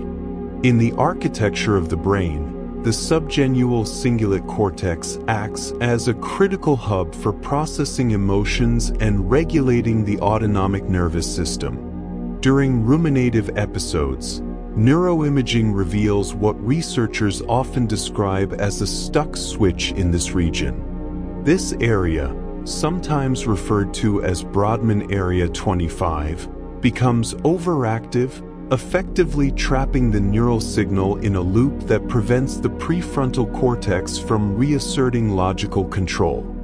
When this switch remains in the on position, the brain struggles to disengage from negative stimuli, making the internal voice feel like an intrusive, unrelenting narrator. This mental loop triggers a very real physical cascade, primarily through the activation of the hypothalamic pituitary adrenal axis. As the inner voice repeats perceived failures or threats, the body responds by releasing cortisol, the primary stress hormone. While cortisol is essential for the fight or flight response, its chronic elevation due to rumination can lead to systemic issues, including impaired sleep quality and a weakened immune system. Do you remember a specific night when a single recurring thought seemed to echo louder the more you tried to ignore it? This physiological feedback loop reinforces the mental state, as the body's stress signals convince the brain that the danger is still present and unresolved. The brain persists in this exhausting cycle because it operates under a fundamental evolutionary misunderstanding. It treats worrying as a form of cognitive work or a defensive rehearsal for future threats. By repeatedly simulating a negative scenario, the subconscious mind believes it is practicing for a solution, even when no solution is currently possible. This is a cognitive bias known as anxious apprehension, where the act of worrying provides a fleeting, false sense of control over an unpredictable environment. The brain mistakenly identifies the mental labor of rumination as a productive effort, rewarding the loop even as it depletes our cognitive reserves. Studies conducted throughout 2024 and 2025 have further clarified how these loops impact the plasticity of the hippocampus. Prolonged exposure to ruminative cortisol levels can actually inhibit the growth of new neurons, making it harder to break the cycle over time. Understanding this biological reality is essential for anyone using science for sleep to improve their nocturnal recovery. By recognizing that these loops are a byproduct of a protective system gone awry, we can begin to observe the inner voice with a degree of clinical detachment. This detachment becomes particularly useful when we encounter what psychologists call intrusive thoughts, those sudden, often jarring mental images that seem to flash across the screen of the mind without permission. Perhaps you have stood in a quiet, solemn library and felt a bizarre, inexplicable urge to shout at the top of your lungs. Or maybe, while driving along a winding coastal road, a fleeting image of swerving toward the edge flickered through your consciousness for a fraction of a second. These moments are not indicators of a hidden desire or a fractured moral compass, but are instead recognized by neuroscientists as a common glitch in the brain's predictive processing. In the scientific community, this is sometimes referred to as l'appel du vide, or the call of the void, a phenomenon where the brain misinterprets a safety signal as an urge. Research published through 2024 and 2025 has further confirmed that these intrusive sparks are actually the brain's way of highlighting potential danger by simulating the worst-case scenario. By visualizing the swerve or the fall, your mind is effectively rehearsing the danger to ensure you avoid it. This is a paradoxical safety mechanism, where the glitch is actually an overactive protective system trying to keep you alert in high-stakes environments. This phenomenon is deeply rooted in ironic process theory, a concept pioneered by social psychologist Daniel Wegner. Wegner's research demonstrated that the act of deliberate thought suppression actually fuels the very thought one is trying to avoid. When you tell your brain to ignore a specific image, such as a white bear, the mind initiates two distinct internal processes. The first is a conscious search for distractions, while the second is an unconscious monitoring system that scans for the forbidden thought. Because the monitoring system must constantly keep a mental template of the forbidden thought in active memory to know what to avoid, the concept remains hyper-accessible and highly sensitive to any external triggers. Have you ever noticed how the more you try to ignore a specific sound or a nagging worry during bedtime listening, the louder and more persistent it seems to become in the silence? This ironic rebound occurs because the cognitive load required for suppression eventually exhausts our mental resources, allowing the monitoring process to overwhelm the distraction process. When the inner voice begins to shout a thought you find repetitive or distressing, it is often because you have assigned that thought a high priority by trying to bury it. This creates a feedback loop where the brain believes the thought is vital for survival simply because of the energy you expend fighting it. Crucially, there is a profound neurological distinction between the generation of a thought and the initiation of a motor action. The prefrontal cortex acts as a sophisticated filter, vetting thousands of spontaneous impulses generated by the limbic system every day. Most of these impulses are discarded before they ever reach the motor cortex, which is responsible for physical movement. Understanding that a thought is merely a neurological event allows for a healthier relationship with the inner dialogue. Scientists now understand that the frequency of these thoughts does not correlate with an increased likelihood of acting on them, as the anxiety they cause often acts as a safeguard. The phenomenon of hearing voices occupies the far end of this cognitive spectrum, where the distinction between an internal thought and an external sound becomes porous. These auditory verbal hallucinations are often misunderstood as purely pathological, yet they provide a profound window into how the brain distinguishes the self from the environment. A crucial mechanism in this process is known as corollary discharge, a neural signal that suppresses the sensory response to our own actions. When we speak aloud, our brain predicts the sound of our own voice and turns down the sensitivity of the auditory cortex so we are not startled by our own speech. Have you ever noticed how your own voice sounds different when recorded compared to how you hear it inside your head? This same predictive system applies to the inner monologue, ensuring that we recognize our internal stream of words as something we are generating ourselves. In instances of auditory hallucinations, this inhibitory signal appears to falter or misfire, causing the brain to interpret a self-generated thought as an intrusive, external auditory event. Neuroimaging studies published in Nature Communications indicate that during these episodes, the speech processing areas of the brain are as active as they would be if someone were actually speaking in the room. This physical reality explains why the experience is so convincing. The brain is not merely imagining a sound, but is genuinely processing a phantom signal as if it were arriving through the ears.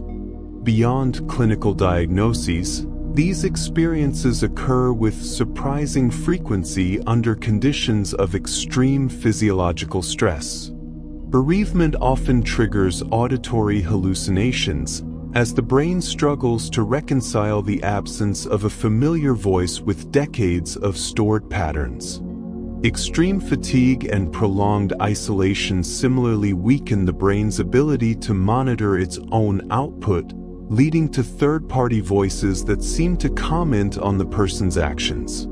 The neurological signature of a hallucination differs fundamentally from that of intentional mental imagery. While imagining a friend's voice typically engages the prefrontal cortex for conscious control, a hallucination shows heightened activity in the temporal lobes without that executive oversight. This lack of top-down regulation is what makes a voice feel like an other rather than a piece of the self. Even the physical body participates in this illusion, as electromyography often detects subtle micromovements in the larynx during these episodes, a phenomenon known as subvocalization. This suggests that the brain is still initiating the command to speak, even if the conscious mind has lost the receipt for that command. Cultural factors also influence the nature of these voices, suggesting that our social environment shapes the very way our neurons misfire. In some societies, these voices are reported as helpful or ancestral, whereas in highly individualistic cultures, they are more frequently perceived as intrusive or critical. This interplay between biology and belief reveals that the inner voice is never truly isolated from the world outside. This cultural framing of the internal landscape has sparked a paradigm shift in modern psychiatry known as the hearing voices movement.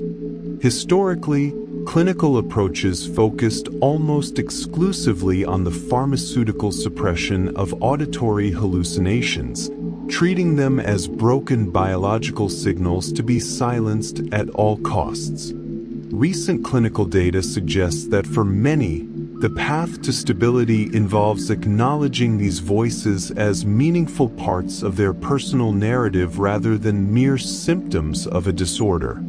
Stanford University anthropologist Tanya Luhrmann found that the character of these voices varies dramatically based on one's cultural environment. In the United States, voices are frequently reported as violent, hateful, or indicative of a broken mind, reflecting a culture that prizes individual autonomy and views internal intrusion as a threat. Contrast this with studies conducted in Accra, Ghana, where many voice hearers describe their experiences as positive, often identifying the speakers as ancestral spirits or comforting guardians. These voices in West Africa tend to be more relational and less aggressive, suggesting that the way a society views the self directly shapes the internal dialogue. Do you find that your own inner commentary is harsher when you are around people who value strict competition? In some therapeutic settings, the goal has shifted from elimination to negotiation, where patients learn to set boundaries with their voices as if they were difficult roommates. Innovation in this field has led to the development of avatar therapy, a technique where a patient works with a therapist to create a digital representation of their most distressing voice. By giving the voice a face and a localized source, the patient can engage in a controlled dialogue, eventually asserting dominance over the avatar to change the voice's tone from critical to supportive. This method relies on the brain's neuroplasticity, retraining the auditory cortex to process these signals through a lens of agency rather than victimhood. Research published in The Lancet indicates that this digital externalization can significantly reduce the frequency and severity of distress in chronic cases. The content of what we hear is rarely random. It often mirrors our deepest social fears or unaddressed traumas, acting as a distorted reflection of our external world. By changing the cultural conversation around these experiences, we are beginning to unlock new ways for the mind to find harmony within its own complex architecture. The inner voice functions as a sophisticated social simulator, providing a private theater where we rehearse interactions long before they occur in the physical world. This internal narration allows the brain to model complex, if-then, scenarios, testing how different tones or word choices might influence a listener's reaction. By engaging in this mental rehearsal, the prefrontal cortex attempts to minimize social risk, effectively practicing a conversation to navigate potential conflict or seek approval. This process is deeply rooted in an evolutionary need for group cohesion, where a verbal misstep could historically lead to social exclusion or a loss of status. Running these high-fidelity simulations is not without a biological price, as the brain must allocate significant metabolic energy to maintain these abstract verbal loops. Neuroimaging suggests that when we engage in intense internal debating, the brain's default mode network consumes a disproportionate amount of glucose compared to a state of quiet observation. This energy demand explains why a day spent in deep rumination or complex decision-making can feel as physically draining as manual labor. We are essentially running multiple versions of reality in parallel, each requiring its own neural resources to sustain the narrative thread and evaluate its potential outcome. Have you ever found yourself replaying a past conversation while trying to fall asleep, only to realize your mind has invented an entirely different ending? While we rely on these simulations to guide our decisions, they are frequently inaccurate due to a psychological phenomenon known as affective forecasting. Research by psychologists Timothy Wilson and Daniel Gilbert has demonstrated that we are notoriously poor at predicting our future emotional states, often overestimating how long a disappointment will hurt or how much a success will satisfy us. The inner voice tends to amplify the perceived impact of future events, creating a distorted map that leads us to make decisions based on exaggerated fears rather than objective reality. This discrepancy occurs because the internal simulator focuses on a single focal event while ignoring the countless other background factors that will influence our mood in the future. Beyond social simulation, this internal dialogue acts as a crucial anchor for perspective memory, which is the cognitive function responsible for remembering to perform intended actions. When you tell yourself to pick up a specific item at the store or to send an email later in the evening, you are using the inner voice to encode a verbal trigger. This verbal tagging transforms a fleeting thought into a structured intent that the brain can more easily retrieve when the environment provides a relevant cue. It is the bridge between a decision made in the past and the execution of that action in a future context, ensuring that our long-term goals are not lost in the noise of immediate sensory input. These simulations, though often flawed in their emotional predictions, remain essential tools for navigating the complexity of a social and organized life. The inner voice acts as a silent arbiter during the most difficult ethical crossroads, such as the classic trolley problem. When faced with the choice to sacrifice one person to save many, our verbal reasoning attempts to weigh the cold logic of numbers against the visceral pull of moral rules. People who process these dilemmas using their inner monologue often lean toward utilitarian outcomes, which focus on the greatest good for the greatest number. In contrast, those who experience a more immediate, nonverbal emotional response often lean toward deontological ethics, which favor strict moral duties regardless of the numerical result. Neuroscience shows that the dorsolateral prefrontal cortex, a hub for verbal working memory, becomes highly active during these utilitarian calculations. This area of the brain helps us hold multiple variables in mind while we talk ourselves through a complex decision. However, psychologists have observed a phenomenon known as moral confabulation, where the inner voice functions less like a judge and more like a press secretary. In these instances, the brain makes a split-second gut decision and then uses its internal narrator to invent a logical-sounding reason to justify that choice after the fact. This internal dialogue is also the primary mechanism for the experience of guilt. While the initial feeling of transgression may be a raw, physical sensation, the inner voice translates that feeling into a narrative of responsibility and consequence. Without this linguistic framing, the complex social act of an apology would be nearly impossible to construct. The voice allows us to simulate the perspective of others, predicting how our words might repair a damaged social bond. Studies involving patients with damage to the ventromedial prefrontal cortex suggest that while they can still verbally explain moral rules, they often lose the emotional weight that gives those rules meaning. This reveals that the inner voice is most effective when it is tethered to our underlying emotional landscape, rather than operating in a vacuum of pure logic. As you listen to these relaxing facts, have you ever noticed how your own internal narrator sometimes shifts between being a stern critic and a supportive friend?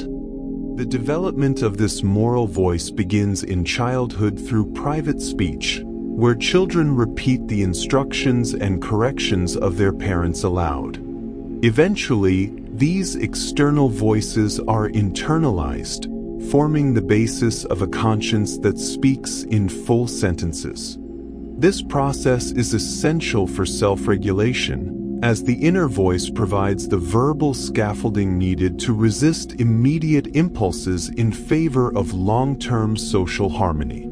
By articulating our values to ourselves, we solidify our identity and our place within the collective. Research indicates that thinking through a moral dilemma in a non-native language reduces the emotional intensity of the decision, often leading to more cold, utilitarian choices. This suggests that our primary inner voice is deeply saturated with the cultural and emotional weight of our primary language. Meanwhile, the inner critic serves as a high-level self-monitoring system, checking our behavior against perceived social norms to ensure we aren't ostracized. While this voice can be harsh, it is biologically designed to protect our status within the group, utilizing the precision of language to keep us aligned with our community. This internal negotiation becomes most frantic when we experience cognitive dissonance, a psychological state of tension first defined by social psychologist Leon Festinger in 1957. Cognitive dissonance occurs when a person holds two or more contradictory beliefs, ideas, or values, or is confronted by new information that conflicts with existing beliefs. The brain perceives this inconsistency as a threat to its internal stability, often activating the anterior cingulate cortex and the insular cortex, regions associated with the processing of physical pain and distress. To restore a sense of equilibrium, the inner voice acts as a sophisticated internal narrator, working tirelessly to bridge the gap between what we do and what we believe.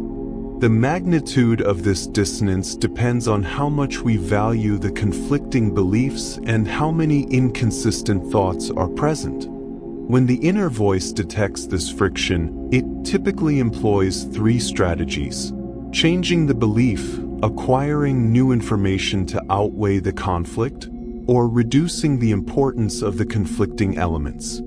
For instance, if someone values health but continues to smoke, the inner voice may generate justifications, such as suggesting that the stress-relieving benefits of the habit outweigh the physical risks. This process of self-justification is not a sign of intellectual failure but a biological necessity for maintaining a cohesive sense of self. This rationalization engine is particularly active during the phenomenon known as effort justification, where we tend to attribute a higher value to an outcome if it required significant struggle or pain to achieve. Research published in the Journal of Abnormal and Social Psychology demonstrated that individuals who undergo an unpleasant initiation to join a group often report liking that group more than those who joined easily. Can you recall a time when you convinced yourself that a difficult or boring task was actually rewarding just because you had already invested so much time into it? The inner voice provides the narrative glue for this shift, rewriting the memory of the experience to ensure the effort feels justified and the ego remains protected. The prefrontal cortex plays a dominant role in this linguistic smoothing, as it seeks to maintain a consistent logical flow in our life story. This is often observed in choice-supportive bias, where the inner voice retroactively praises a decision once it has been finalized, magnifying the positive attributes of the chosen option while downplaying its flaws. By doing so, the mind avoids the buyer's remorse that would otherwise drain cognitive resources. This constant internal editing ensures that the person we see in the mirror remains the hero of the story, even when our behavior is objectively flawed or inconsistent. However, the most profound discomfort arises during moments of a silent conscience, when the inner voice fails to find a suitable rationalization. This silence occurs when the gap between action and identity is too wide to bridge, leading to a state of existential or moral distress. Without the soothing cadence of self-justification, the individual is forced to confront the contradiction directly, often resulting in significant behavioral changes or a fundamental shift in personality. This lack of internal chatter is not peaceful. It is a heavy, pressurized void that signals a breakdown in the brain's narrative consistency. The presence of the inner voice, even when it is making excuses, is a sign that the mind is still actively working to preserve the integrity of the self. This internal architecture becomes even more complex when the mind navigates more than one linguistic map. For those who are bilingual or multilingual, the inner voice is rarely a static entity, instead engaging in a process known as internal code switching. This is not merely the translation of words, but a fundamental shift in how the brain categorizes the world during silent reflection. Research through 2024 and 2025 has increasingly shown that the language we use to speak to ourselves functions as a filter for our logic and our feelings. One of the most consistent findings in linguistic neuroscience involves the way we process numbers. Even individuals who have been immersed in a second language for decades often find their inner voice reverting to their native tongue when performing mental arithmetic. This suggests that the neural pathways formed during early childhood education, specifically for rote memorization like multiplication tables, are deeply embedded in the primary language center. The internal monologue utilizes these hardwired circuits because they require less cognitive energy than translating abstract concepts into a secondary linguistic framework. Conversely, the inner voice often takes a different path when navigating intense emotional landscapes. Many bilingual individuals report that using their second language for self-reflection provides a sense of emotional distance. This is a fascinating cognitive tool. Because the second language was learned later in life, it lacks the visceral, childhood-bound associations of the native tongue. When you describe a difficult memory to yourself in a second language, the inner voice can act as a buffer, allowing you to process the event with a level of detachment that might be impossible in your first language. This leads us to what psychologists call the foreign language effect. Studies published in journals like Nature and Science have demonstrated that people make more rational, utilitarian decisions when they think through a problem in their non-native language. The emotional biases that usually cloud our judgment, such as loss aversion or the fear of taking risks, are significantly dampened. When the inner voice operates in a second language, it forces the brain to slow down and use the prefrontal cortex more deliberately, bypassing the more impulsive, emotional responses of the amygdala. Do you ever find that your own personality seems to shift slightly depending on who you are talking to or what language you are using? This is not an illusion. It is a measurable psychological shift known as the cultural accommodation hypothesis. When the inner voice switches languages, it often adopts the cultural norms and values associated with that language. A person might feel more assertive and individualistic while thinking in English, yet more reserved or collective-minded when their internal dialogue shifts to a language like Japanese or Mandarin. These shifts in the internal narrative are supported by physical changes in the brain structure. Neuroimaging shows that consistent bilingualism increases the density of gray matter in the left inferior parietal cortex. This structural adaptation means that the bilingual inner voice is not just a software update. It is a physical reconfiguration of the brain's narrative hardware. As these relaxing facts drift through your mind, the inner voice continues its quiet work of translating your reality, balancing logic and emotion to maintain the steady rhythm of the self. This internal dialogue, whether it speaks in one language or many, remains the primary architect of the world you perceive. Cultural lenses significantly alter the syntax of this private speech. In many Western societies, which psychologists often categorize as individualistic, the inner voice tends to function as an independent advocate. Research indicates that in these cultures, internal monologue frequently centers on personal goals, self-validation, and the assertion of the ego against external pressures. It is an independent form of self-talk, where the individual is the primary protagonist of their own cognitive drama. Conversely, in many East Asian and collectivist cultures, the internal dialogue often takes on an interdependent quality. Here, the inner voice is more likely to incorporate the perceived perspectives of others, focusing on social harmony and one's obligations to the group. The content shifts from individual desire toward a reflection on one's role within a larger social fabric, changing the very neurobiological pathways through which self-reflection is processed. The function of this voice adapts to the environment it inhabits.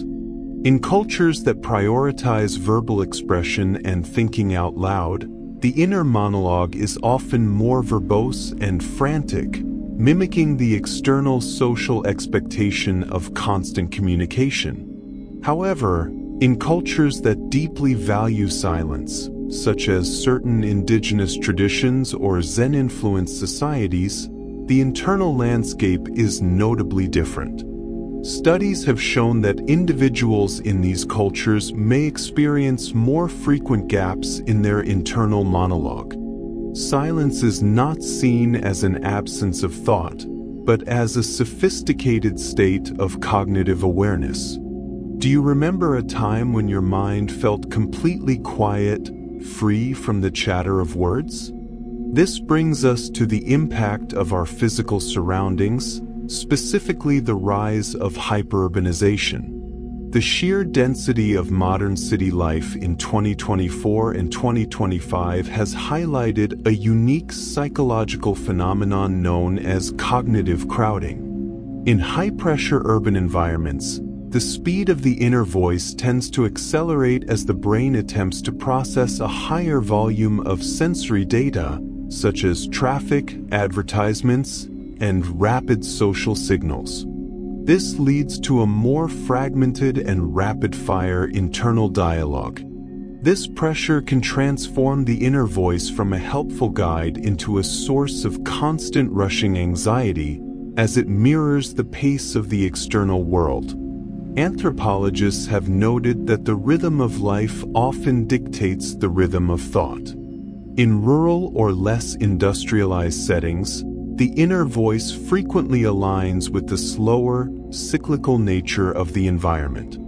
In contrast, the digital saturation of the present day has introduced a scrolling cadence to our thoughts, where the monologue jumps between disparate topics with the same speed as a social media feed. This cultural shift suggests that our inner voice is not just a biological byproduct, but a mirror reflecting the noise and values of the world outside. The relationship between linguistic structure and internal thought suggests that the specific language we speak provides the very scaffolding for our internal monologue, adapting its logic to the vocabulary available.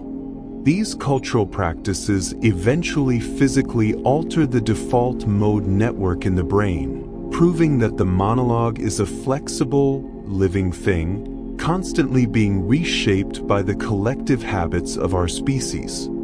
If the internal monologue is a scaffold built from language, we must consider what happens when that scaffold is not constructed from the medium of sound. For individuals born profoundly deaf, the internal experience of thought does not typically involve an auditory phantom or a hearing voice.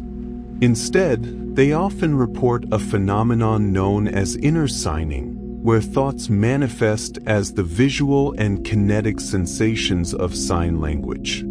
Have you ever wondered if your own thoughts would still feel like yours if they were not wrapped in the familiar texture of a spoken voice? This internal dialogue is just as rapid and fluid as any spoken thought, but it utilizes the visual spatial centers of the brain to organize logic, memory, and reflection. It is a vivid testament to the brain's refusal to be silent, even in the absence of sound. When a deaf person engages in this inner signing, they are not necessarily viewing a mental video of someone else signing in front of them. Rather, it is often a first-person sensation of movement, characterized by a phantom twitch of the fingers and a mental representation of the specific facial expressions that carry grammatical weight in languages like American Sign Language or British Sign Language. Peer-reviewed research, including studies highlighted in the Journal of Neuroscience and updated findings from 2024, suggests that these individuals utilize the same executive functions for self-regulation as hearing individuals. The voice, in this context, is a series of visual postures and spatial arrangements that provide the same clarity and decision-making utility as a spoken sentence. This reinforces the idea that the internal monologue is an abstract cognitive tool, one that adapts its form to the primary language of the thinker. Perhaps the most startling discovery in modern neuroscience is that the brain's auditory cortex, the region we typically associate with hearing physical sound, is frequently activated during these silent, visual thoughts. This phenomenon, observed through high-resolution functional MRI scans, demonstrates that the brain possesses a remarkable degree of plasticity, repurposing sections of the temporal lobe to process language regardless of how that language is delivered. Even without the vibration of air against a literal eardrum, the neural architecture for hearing is recruited to manage the flow of linguistic information. It suggests that the auditory cortex is not strictly for sound, but is instead a specialized processor for the rhythmic and structural patterns of language itself. This discovery provides a deeper understanding of how we might all use our brains to hear things that are not physically present. This neurological overlap confirms that the inner voice is a cognitive simulation rather than a purely sensory one. When we talk to ourselves, we are engaging a complex network that bridges the gap between raw intent and structured meaning. For the deaf community, the inner voice proves that the human mind is inherently designed for syntax, reaching out to whatever sensory modality is available to create a narrative of the self. This helps us understand that the internal monologue is not a byproduct of our ears, but a fundamental requirement of our advanced cognitive architecture. By translating an impulse into a sign or a word, the brain creates a necessary distance between the self and the emotion. Whether expressed through sound or through the mental image of a moving hand, the purpose of this inner system remains constant. It is the primary mechanism through which we negotiate with our own desires and fears. This visual spatial inner voice influences decision-making by providing the same inner distance that spoken language offers to hearing people. By framing an impulse as a linguistic structure, a person can evaluate pros and cons through a logical lens, which is essential for overriding immediate, emotional reactions. The universality of this experience reinforces the idea that language is the true operating system of the human mind, and its expression is limited only by the tools we have at our disposal. Over the last 2 years, neuroimaging has only further solidified the fact that our thoughts are structured by the grammar we use, creating an internal world that is as vibrant and complex as the physical one outside. In the digital landscape of early 2026, our cognitive architecture has shifted toward a heavy reliance on the external brain, a phenomenon where we offload memory and computation to our portable devices.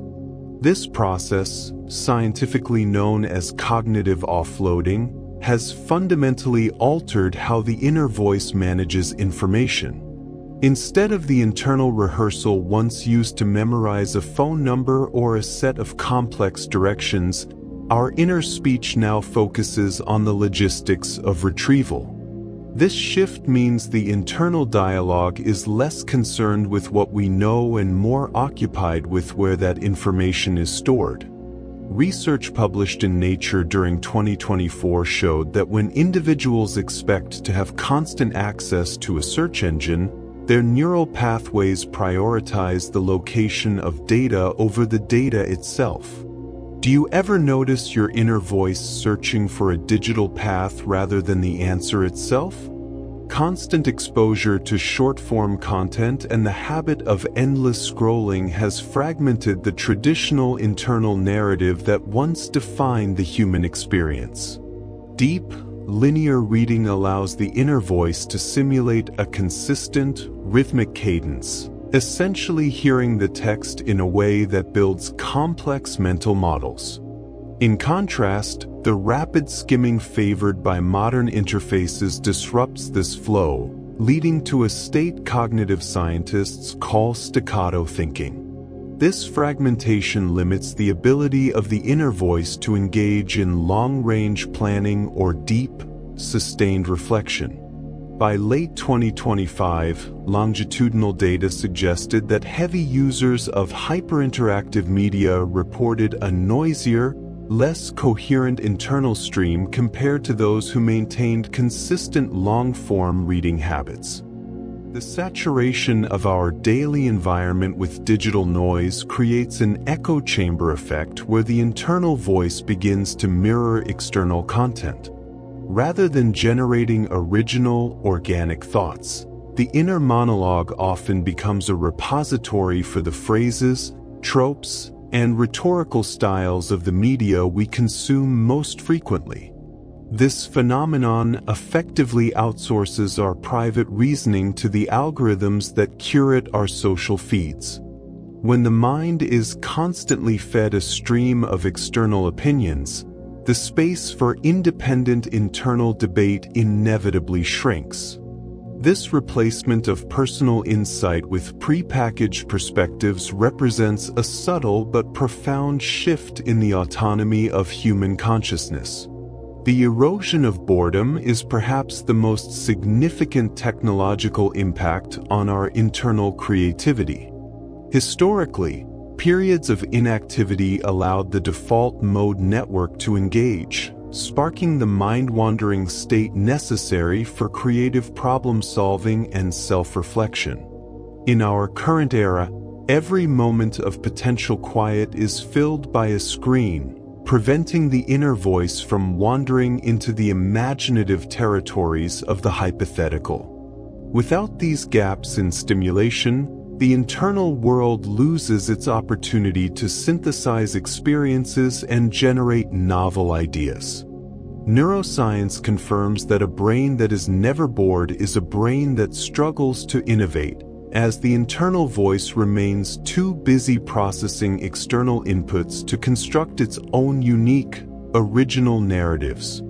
This constant stream of data acts as a silencer for the creative whispers that usually arise in the stillness of the mind.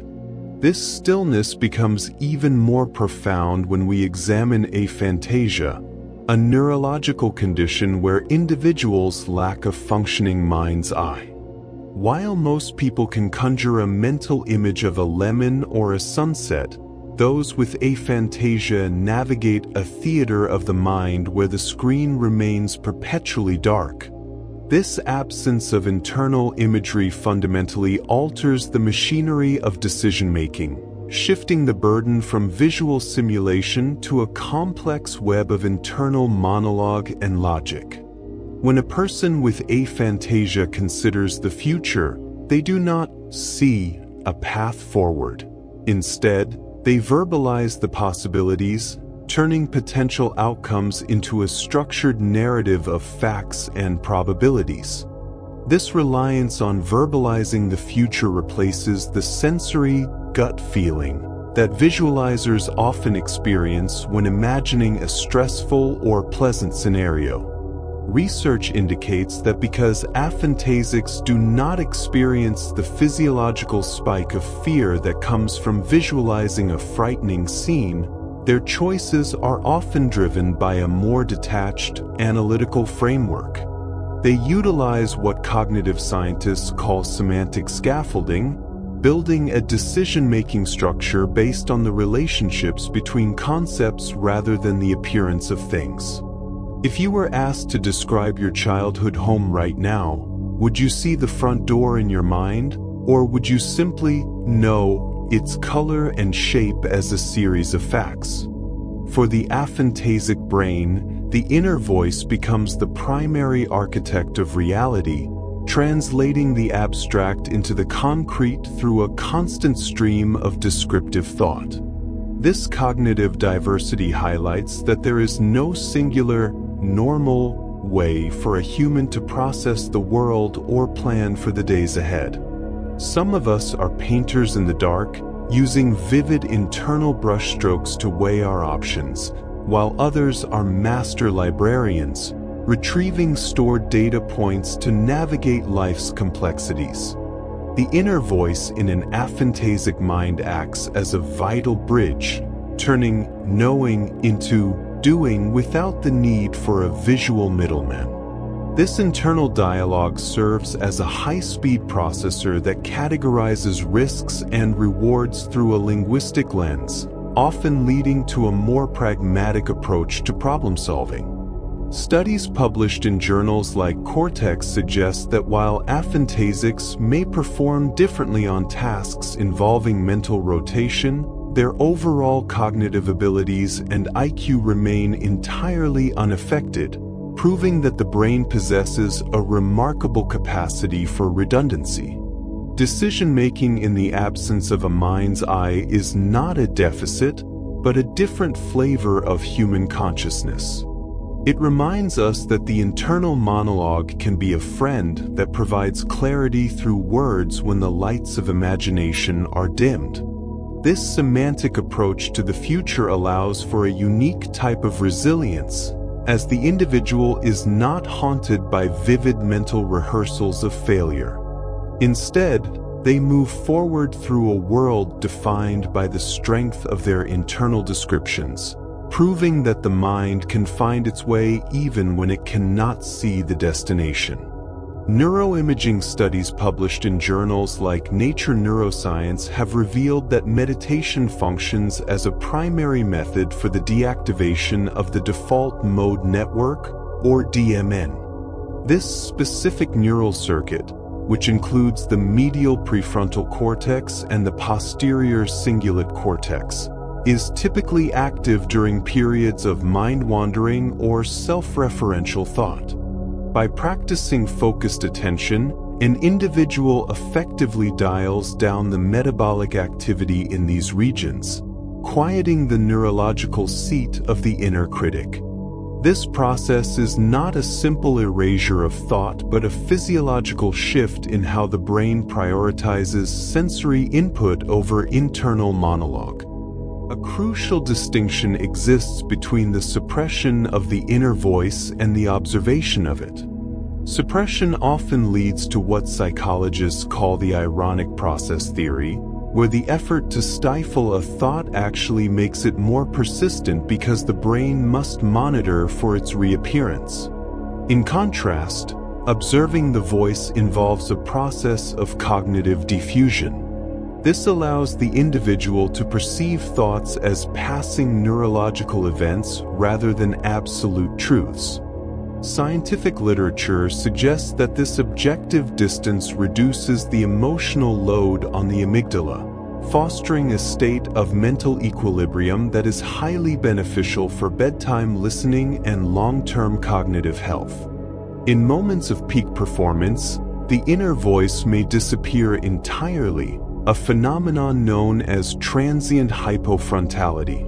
During this state, often called flow, the brain temporarily downregulates the regions responsible for self-consciousness and complex self-narrative.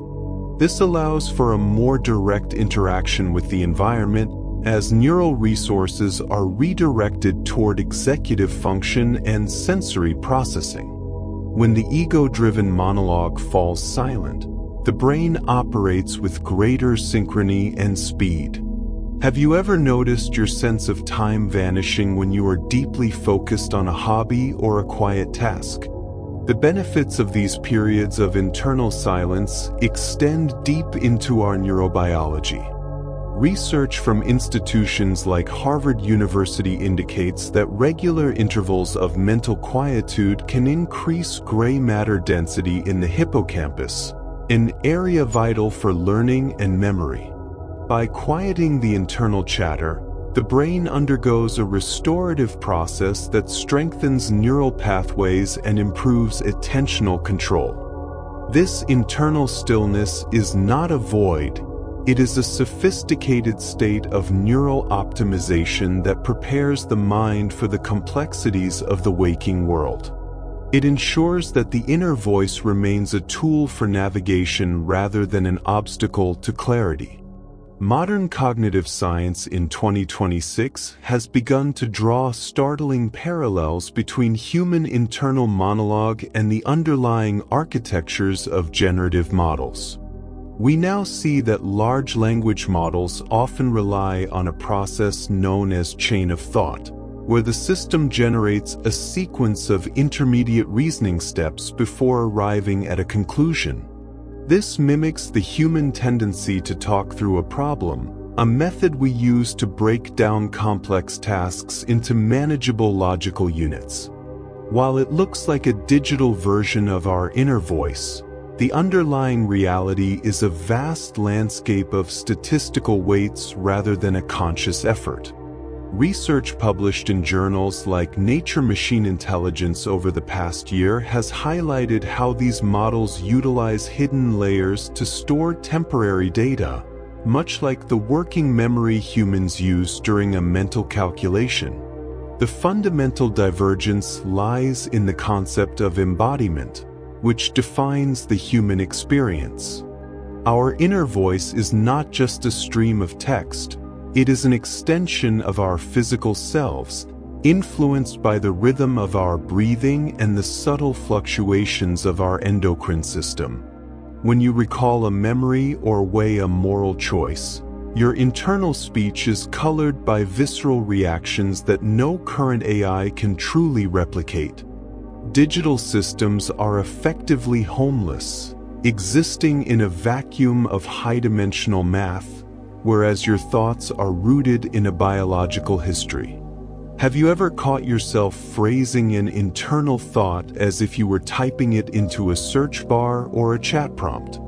This subtle shift in our private mental habits suggests that the tools we use are beginning to reshape the way we perceive our own intellect.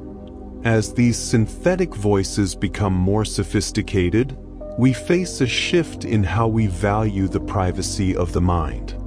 Our internal monologue has always been a sanctuary for ideas that are too fragile or too radical for the outside world. If we begin to model our private thoughts after the optimized, sanitized outputs of an algorithm, we might lose the very eccentricities that drive human creativity and emotional depth. The challenge for the coming years is to embrace the efficiency of synthetic logic without sacrificing the messy, beautiful complexity of the biological voice that belongs only to us.